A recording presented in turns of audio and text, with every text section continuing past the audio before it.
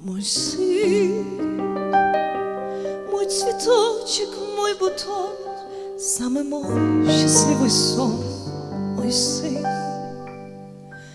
Усни, родной, и на маминых руках даже самый страшный страх пройдет. И я усну, как в детстве засыпала на руках с куклой старенькой своей. И пусть приснятся мне бездомные глаза милой мамочки моей. Мамины глаза все на свете понимают, мамины глаза все грехи нам отпускают, мамины глаза. Ой-ой-ой-ой, не плачьте только, мамины глаза. Ой-ой-ой-ой, мамины глаза. Дай вам Бог увидеть счастье всех своих детей и прощать, а не прощаться, мамины глаза. Как жаль, что не погаснуть вам нельзя.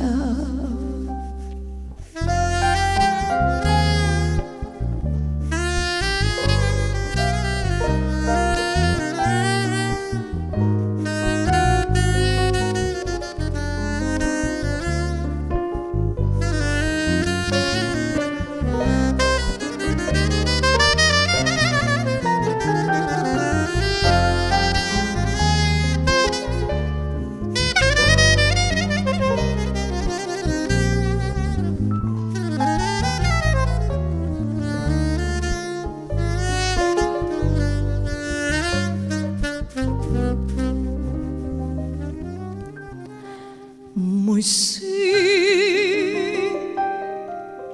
ты прижмись ко мне сильней и меня с собой согрей, мой сын. А я спою песню бабушки твоей, чтобы стало ей светлей в раю. Ведь все пройдет, как в книге мудрой сказано одной очень много лет назад. Но ты, каким бы в этой жизни ты ни стал, помни мамины глаза. Мамины глаза все на свете понимают, мамины глаза все грехи нам отпускают, мамины глаза. Ой-ой-ой-ой, не плачьте только, мамины глаза. Ой-ой-ой-ой, мамины глаза. Дай вам Бог увидеть счастье всех своих детей и прощать, а не прощаться, мамины глаза. Как жаль, что не погаснуть вам нельзя.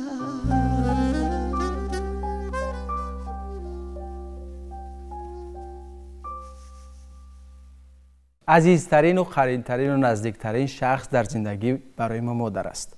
درود دوستان ارجمند، ما در عرفه جشن مادران حضور داریم، قرار داریم و یک برنامه خاصه را بخشیده به همین روز پیشنهاد شما خواهیم کرد و یک تحفه خواهد بود برای بانوان و مادران تاجیک. خانم خجسته درود، واقعا یک ترانه خیلی جذاب و زیبا رو پیشنهاد بیننده تلویزیونی سفینه کردید و این گل زیبا هرچند که شما زیباتر از این گل هستید. ممنونم. تشکر زیاد.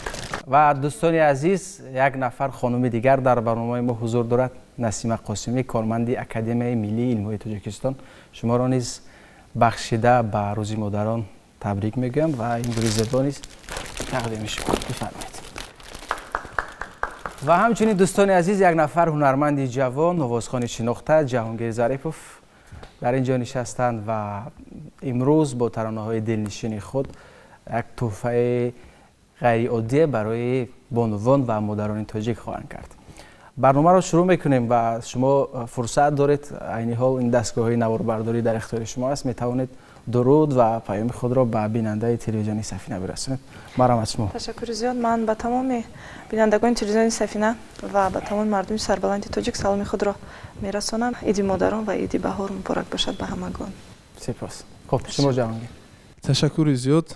من از فرصت مناسب استفاده برده سلام و درودی به پایان خود را با کل بینندگان تلویزیون سفینه با تمام بینندگان برنامه فضا میرسانم و آمد عید مادران را با تمام مادران عزیز تبریک میگویم. مبارک باشد.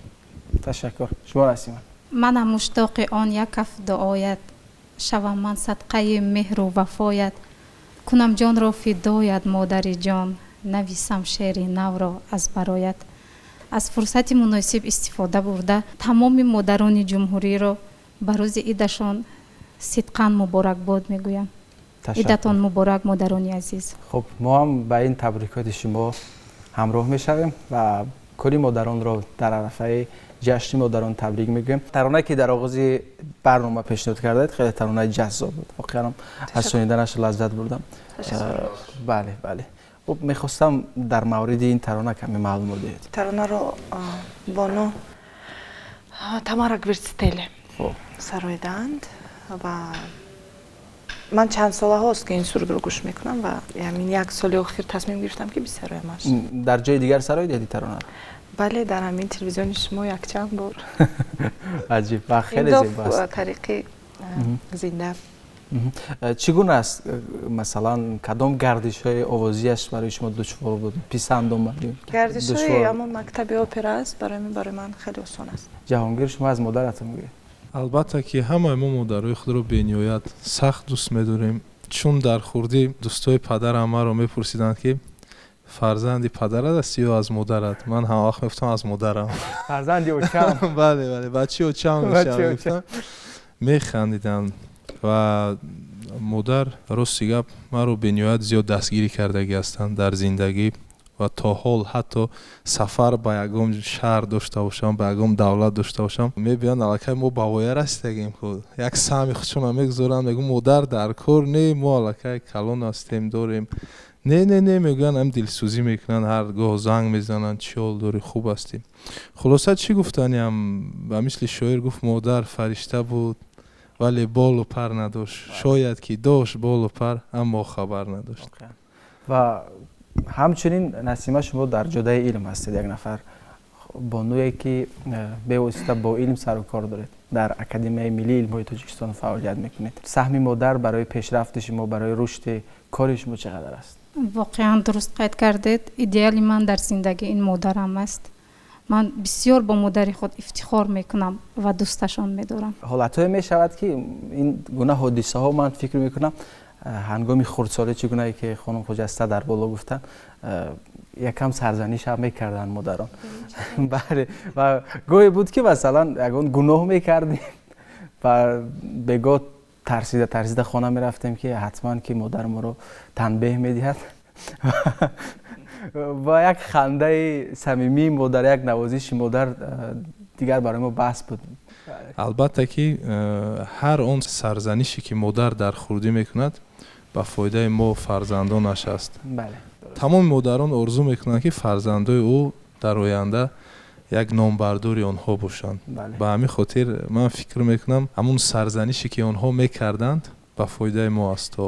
درست. و یادتون هست وقتی که کودک بودیم من فکر میکنم بسیاری حادثه ها، بسیاری واقعه ها تکراری اند، مانندند به هم. مادرها فکر میکنم همه‌شان یگونند، مهربانند، رحمدلند. اولین مثلا نوشته ها، اولین مثلا حرف ها رو مادر برای ما یاد می‌دهد. من هر اون چیزی که امروز به خود گرفتم، این پیش از همه مادر این سیما هست برای فرزند. من هر اون چیزی که امروز به خود گرفتم، این سیمای مادرم در من دیده می شود.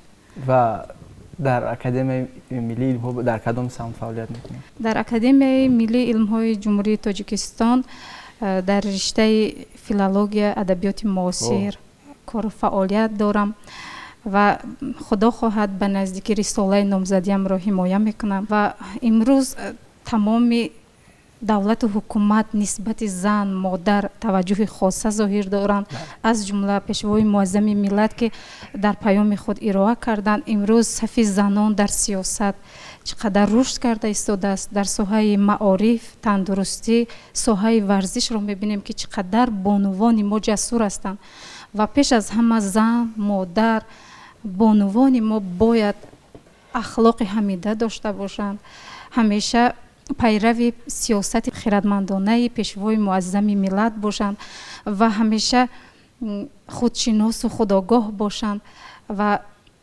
ما زنها همیشه باید هم قدم زمان باشیم و در برابر زن مادر بودن، تربیتگری نسل نورس بودن، دانشمند باشیم. و شما گفته در رشته فیلولوژی ادبیات معاصر فعالیت میکنید، در این سمت تحقیق میبرید. یک سوال داشتم وابسته به همین. در اشعار شاعران در زمان معاصر موضوع مادر پیدا شد. مثلا در اشعار کلاسیکان ما کمتر با مثلا شعرهای وا میخوریم که در وصف مادر گفته باشن.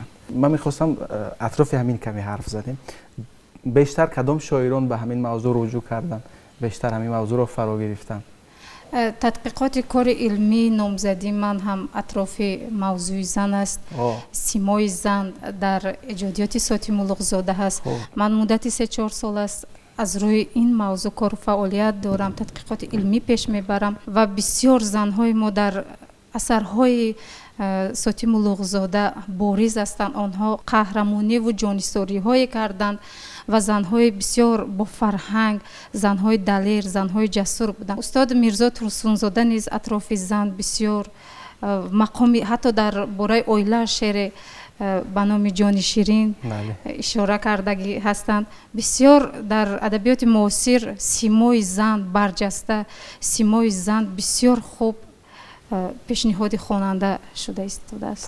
تشکر، خسته نباشید و فکر میکنم که بازم لحظه تفریحی فرا رسید. جهانگیر چه دستاویز برای بیننده ما و مخصوصا برای بانوان آوردید؟ یک سرود پیشکش مخلصان، پیشکش بانوان میگردانیم که پر از مهر و محبت است. خب ترانه چی نام دارد؟ قدم رنجه کن. قدم. شما هم قدم رنجه کنید و صحنه و ترانه کرد. مرحمت فرمایید.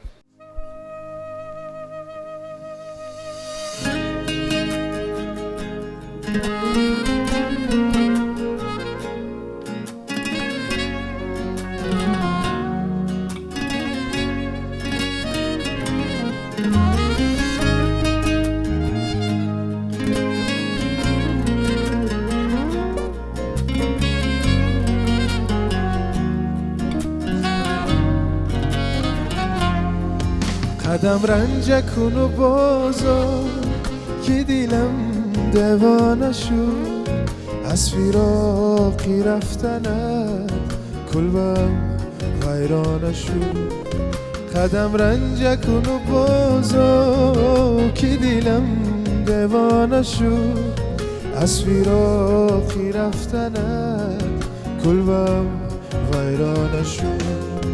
دلیلی بودنم تویی، تمامی هستیم تویی، آرزویی با تو بودنم افسانه شد، افسانه شد. دلیلی بودنم تویی، تمامی هستیم تویی، آرزویی با تو بودنم افسانه شد، افسانه شد. قدم رنجه کن و بازار که دیلم دیوانه شد از فراقی رفتنت کلبم ویرانه شد.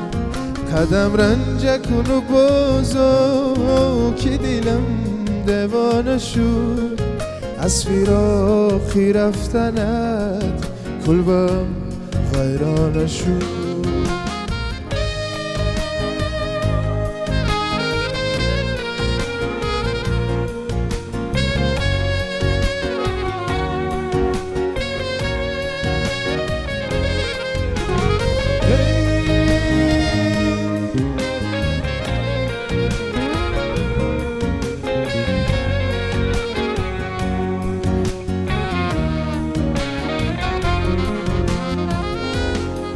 صفای منزلم توی سرورین دلم توی بدون خنده های تو شادی زدیل بگانه شد صفای منزلم توی سرورین دلم توی بدون خنده های تو شادی زدیل بگانه شد قدم رنج کنو بازو که دیلم دیوانه شد از فراقی رفتنت قلبم ویرانه شد قدم رنج کنو بازو که دیلم دیوانه شد از فراقی رفتنت قلبم ویرانه شد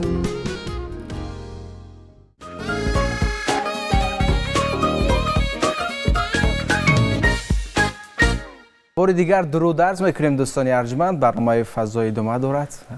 برنامه ما برنامه خاصه است. ما در عرفه جشن مادران قرار داریم و امروز تصمیم گرفتیم که یک تحفه غیر انتظار نثار مادران کنیم. بار دیگر حضور شما رو به برنامه فضا خوش اومدید میگم. ترانه زیبا بود. ترانه آرام زیبا. تشکر زیاد. از تاریخ پیدایش این ترانه میفتید. من میدونم که یک روایتش شاید من نوشتم. شما درست خرید کردید. راستی گپ این آهنگ رو تخمینا یک 11 سال پیش روی کار آورده بودیم. سال 2019 این آهنگ رو من باز کمی دیگر کردم و امروز شما تغییر دادیم. بله و پیشکش مخلصان کردیم. یعنی 12 سال پیش تاریخ پیدایش. بله بله. اما چرا تصمیم گرفتید که مثلا با تازگی این ترانه رو؟ در زندگی هر یک چیز وقت و ساعتی خودش رو دارد میگن. ما در نصیب ما همین سرود سال 2019 بوده است. 2019 بله.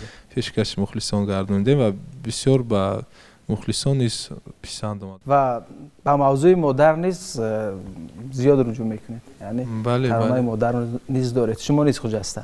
بغیر از این ترانه‌ای که امروز پیشنهادی بیننده ما کردید هستند ترانه‌هایی که به دل شما نزدیک است. ما در موضوع مدرن در وصف مدرن شاید از مثلا آوازخوانان دیگر که گوش میدهید یا اینکه کم کم زمزمه میکنید. بانو نگینه خیلی سرودهای خوب دارد در وصف بله مادر. بله. با من معقول است. اولین آهنگی که من روی کار آوردم روسیگپ آهنگی در وصف مادر بود. شعر در وصف مادر بود. پیش از آن پدرم خورسندمرود ظریفов با طور کلاسیکی پیشکش مخلصانشان گردانیده بودند و اولین آهنگی که من در جدای سند روی کار آوردگی هستم در وصف مادر بود. چی ترانه است؟ ای عشق و امید آرمانم مادر ای فیض شکوی خاندانم مادر یادی تو هنوز در سرم گردانم نامی تو هنوز در زبانم مادر. تشکر زیاد جهانگیر. ما یک نفر ادبیات شناس خطا نکنیم میمون داریم و بیشتر با شعر با ادبیات سر و کار دارن نسیم هستند. در ادبیات ما شاعری که بیشتر به موضوع مادر رو آورد بیشتر در وصف مادر گفت این استاد لایق است. واقعا هم مادرنامه استاد لایق همتا ندارد که همون مادر زحمتکش تاجیک همون مادر دهاتی تاجیک رو خیلی زیبا و ماهرانه روی تصویر آوردن. خب من میخواستم در این موضوع شما کمی اندیشه خود رو بیان کنید. اطراف مادر اگرچه قدر سخن گوییم هم کم است.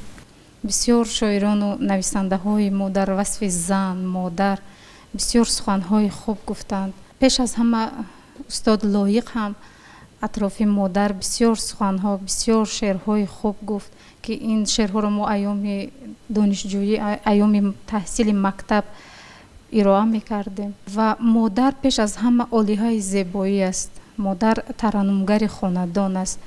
عزیز و مهربانی هر یک فرزند این مادر است و من 4 مصرع در وصف مادر شعر قرائت میکنم. ای مادر وطن جانم تو دادی، مرام عهد و پیمانم تو دادی، شوم قربان آن شیر سفیدت، حیات بخت و احسانم تو دادی. تشکر. ما همراه جهانگیر ظریفوف یک ترانه مادر رو روی کار آوردیم. این سال 2018 بود یا 20 بود؟ 20 بودم. بله، یک ترانه مادر بود. واقعا این ترانه برای من خیلی پسند بود و حالا هم هست، چون تا اون ثبتی که در استودیو شد تا همون لحظه نیز من جهانگیر رو همراهی میکردم، رفتیم و این ترانه رو ثبت کردیم. بله، و خیلی ترانه جذاب و زیبا هم برآمد این ترانه. من میخواستم جهانگیر زمزمه کنید این ترانه رو.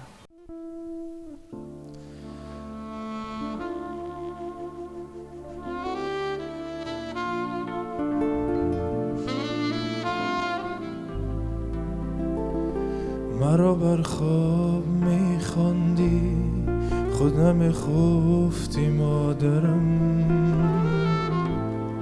علمهایت و پیشی من تو نمیگفتی مادرم، چقدر شبایی به خوابی کشیدی از برای من، در این زمین بیشتی من توی جانم مادرم، در این زمین بیشتی من توی جانم مادرم، بیش بزیری پای توست مادرم، وجودی من فدای توست مادرم، بود و نبودی من زی توست مادرم، شعر و سرودی من زی توست مادرم،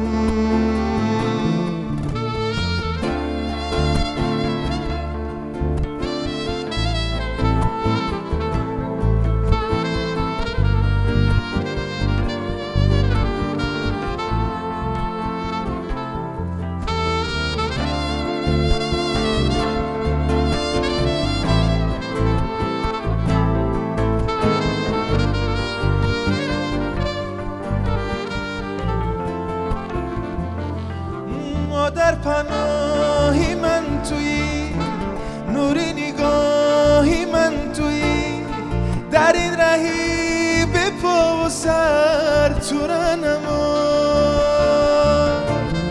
مریض و خسته گشته‌ای، دلی مرا شکسته‌ای، بدیدنی تو آمدم زی دوری ها، بیش بزیری پای توست مادرم، وجودی من فدای توست مادرم، بود و نبودی من زی توست مادرم، شعر و سرودی من زی توست مادرم.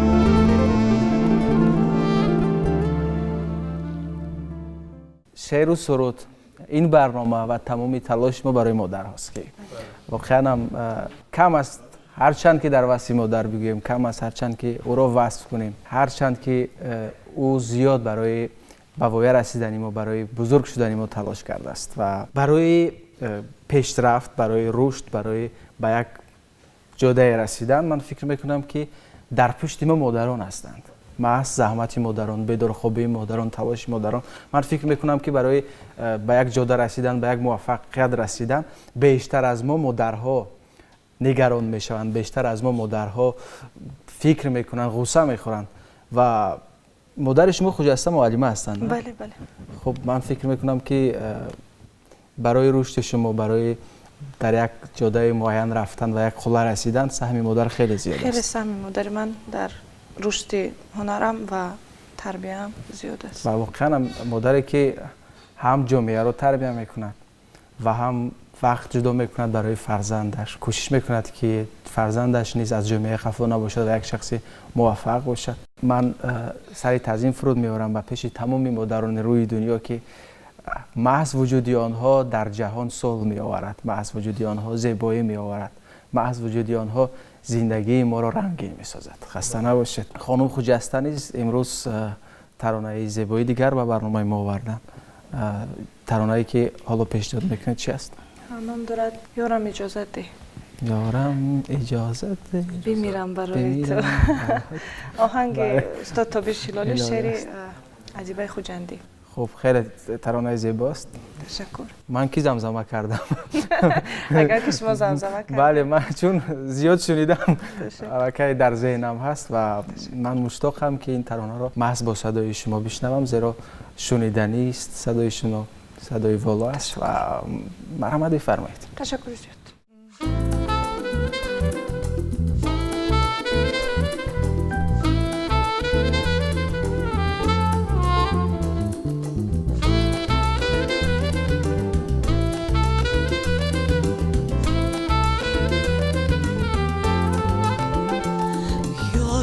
اجازه ده بمیرم برای تو، آره نفس برای تو گیرم برای تو.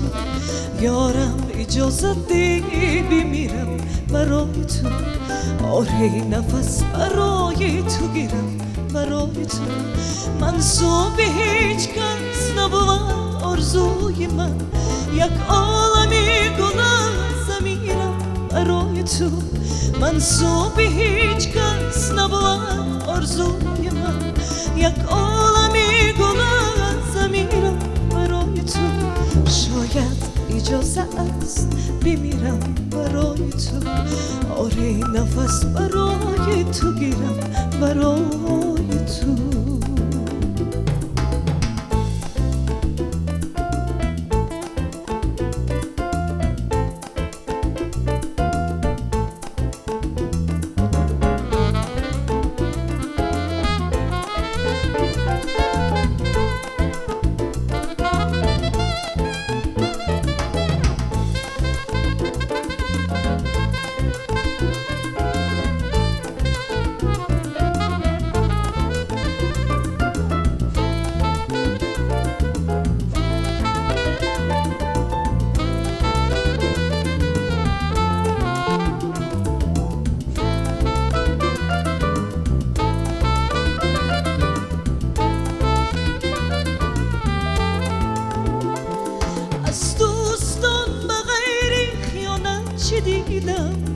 میمیرم گلا پذیرم برای تو. آینه نگر که چی بدگوی آمدم، از هیچ کس سخن نپذیرم برای تو. شاید اجازه است بمیرم برای تو، آره نفس برای تو گیرم برای تو. یارم اجازه ده بمیرم برای تو، آره نفس برای تو گیرم برای تو. منصوب هیچ کس نبود آرزوی من، یک عالمی گل از زمیرم برای تو. منصوب هیچ کس نبود آرزوی من، یک عالمی گل از زمیرم برای تو. شاید اجازه است بمیرم برای تو، آره نفس برای تو گیرم برای تو.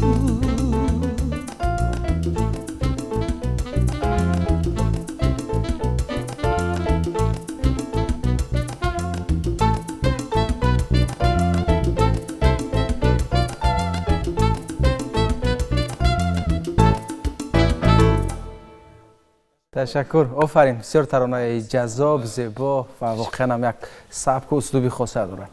لذت بردیم از شنیدن این ترانه و میگویند که به صد رنج و عذاب زندگانی توی مادر قوی و پرتوانی، دلت صد پاره گردد از غم و درد ولیکن خنده روی و شادمانی. واقعا در پیش این همه گیرودارها، در لابلای این همه مشکل‌های سخت زندگی، نشکستن و نریختن و به پای ایستادن مادرها یک قهرمانی خیلی بزرگ است. و واقعا ما مردها این چیز رو فکر میکنم تصور کردن نمیتوانیم، ولی بانوها این رو خوبتر میفهمند که مادر بودن، زن بودن چقدر دشوار است در این جامعه، در این همه گیرودارها برای فرزند، برای جگربند تلاش کردن تا او به هیچ آسیب بزرگ شود. و من بار دیگر این روزی خجسته رو که در عرفه جشن مادران قرار داریم و تمام مادران تاجیکستان خیر مقدم میگویم و آرزوی آن را دارم که خنده همیشه در لبان مادران نقش بندد و هیچگاه که درد و غم، آفتابی غم به زندگی آنها را نیابد و مثل آفتاب همیشه و همیشه و همیشه زندگی ما را مهر و محبت مادرها گرم سازد. و شده سالت‌هایی که گناه کردیم و از مادر بخشش نپرسیدیم.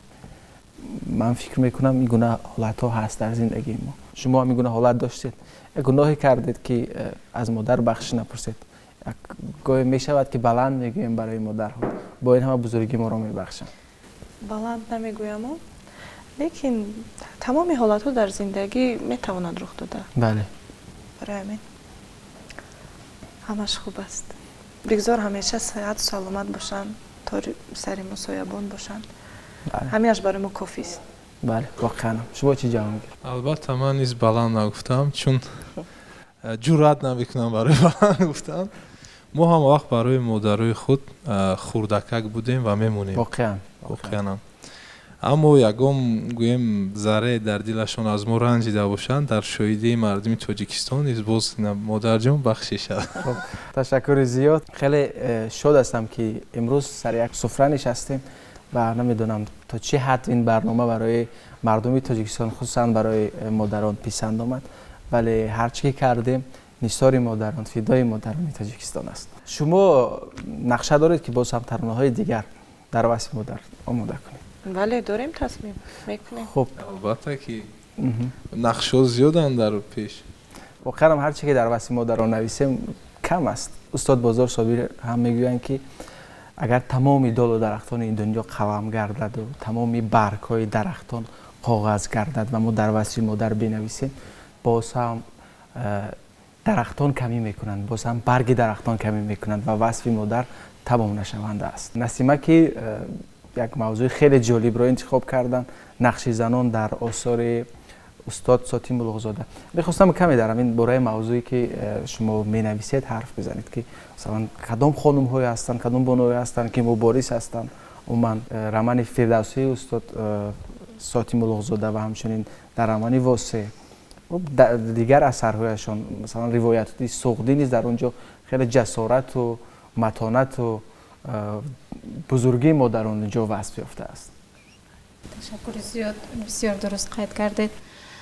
در ایجادیات استاد ساتی ملغزاده که مخصوصا بیشتر دقت ما را جلب کرد، موضوع زن، سیمای زن در ایجادیات ملغزاده در اثر رمان واسع قهرمانی اساسی، قهرمان‌های مثبت و منفی لحظوی هم اشتراک میکنند. انارگل، گلیزار و خواهر واسع که فاطمه هست بسیار با یک سوز و گداز انعکاس کرده است و رمان روایت سغدی که بخشیده به جنگ بزرگ وطنی نوشته شده است. نانی منچه قهرمانی اساسی رمان می باشد و بسیار مبارز، دلیر با یک قهرمانی جانیساری کرده بود. صبح جوانی ما بخشیده به ترجمه حال خود استاد اولغزاده که بسیار سیمای مادر خود را خوب انعکاس کرده است. با یک روح و الهام تازه این اثرهای اولغزاده نوشته شده است، با یک دید نو بسیار ریالیست بودن. استاد اولغزاده حقیقت نگار بودن. آن چیزی که در زندگی حیاتی همون زمان بود واقع بینانه نوشته شده است اثرهای اولغزاده. من در یادداشت استاد عینی یک لحظه ای که واقعا زیاد غم انگیز است، زیاد انسان را بر قد میارد. خیلی دردناک است. لحظه بود که مادر استاد در میگذرد در یادداشت‌ها و واقعا خیلی همین لحظه ها را استاد صدرالدین عینی با یک سوز و گداز تصویر کردن که هر خواننده از خواندن آن اشک میریزد و فکر میکنم که محض در زمان معاصر در ادبیات موضوع مادر، وصف مادر و مادر واقعی چگونه که گفتید خیلی خوب انعکاس یافته است. خیلی تصویرهای جالب و در نثر نیست همین گونه چنانه که شما یادآوری شده در نثر استاد ساتی ملغزاده، در نثر استاد صدرالدین عینی، جلال اکرامی، مثلا 12 دروازه بخارا یا اینکه دختری آتش، چگونه مثلا در رمان دختری آتش حیای زن تاجیک، جسارت زن تاجیک خیلی زیبا و ماهرانه و استادانه تصویر یافته است و آرزوی آن را داریم که بانوی تاجیک، زن تاجیک، مادر تاجیک همیشه شاد باشد و همیشه دست نوازش بالای سر فرزندان خود ببرد و همیشه کشور ما آرام باشد. دوستان عزیز، همینجا ما در رسیدیم به انتهای برنامه امروزه فضا. مهمانان خیلی خوب داشتیم و این برنامه را محض میبخشیم برای مادران، یک هدیه است از نام ما و در انتهای برنامه جهانگیر ظریفوف با یک ترانه دلنشین را پیشنهادی ما به شما میکنم.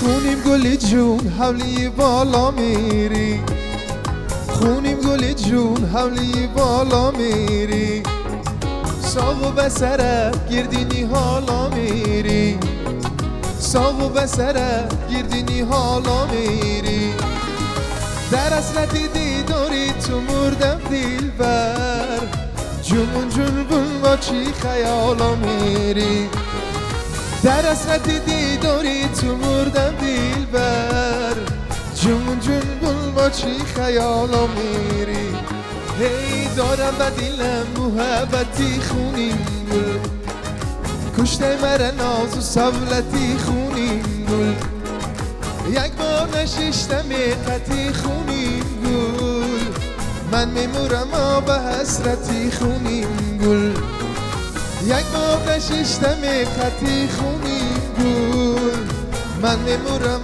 به حسرتی خونین گل، هی خونین گلی جون حولی بالا میری، خونین گلی جون حولی بالا میری، ساق و بسرت گردینی حالا میری، ساق و بسرت گردینی حالا میری، در اصلت دیداری تو مردم دلبر، جمون جنبون با چی خیالا میری.